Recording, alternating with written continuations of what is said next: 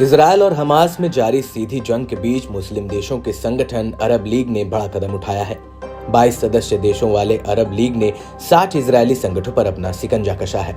दरअसल लीग ने 60 इजरायली संगठनों और एक्सट्रीमिस्ट सेटल ग्रुप्स को आतंकवादी संस्थाओं के रूप में पहचाना है। लीग ने कब्जे वाले पुराने शहर अल कुद्स में अल अक्सा मस्जिद परिसर में बार बार घुसपैठ में भागीदारी और कब्जे वाले वेस्ट बैंक में उनकी भागीदारी का हवाला देते हुए ये कदम उठाया।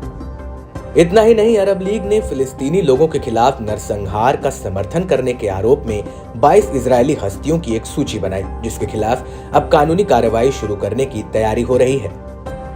इसके अलावा अरब लीग इजरायली बस्तियों में सक्रिय 97 कंपनियों और संस्थानों का बहिष्कार करने में भी जुट गई है। अरब लीग अब सदस्य देशों से इन प्रस्तावों को तुरंत लागू करने की तैयारी में है।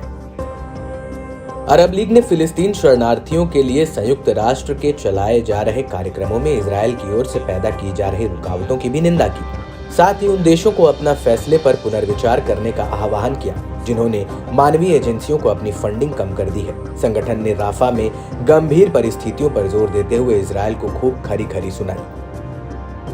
अरब लीग ने मिस्र की सीमा के पास गाजा के दक्षिणी इलाके में करीब 1.5 मिलियन फिलिस्तीनियों के जबरन विस्थापन के खिलाफ भी इजरायल को चेतावनी दी। साथ ही इजरायली बलों की कार्रवाई अरब राष्ट्रीय सुरक्षा पर हमला करार दिया। वहीं अरब लीग के महासचिव अहमद अबुल घीत ने गाजा में रफा क्षेत्र पर इजरायली कब्जे के हमले के गंभीर परिणामों की चेतावनी भी दी।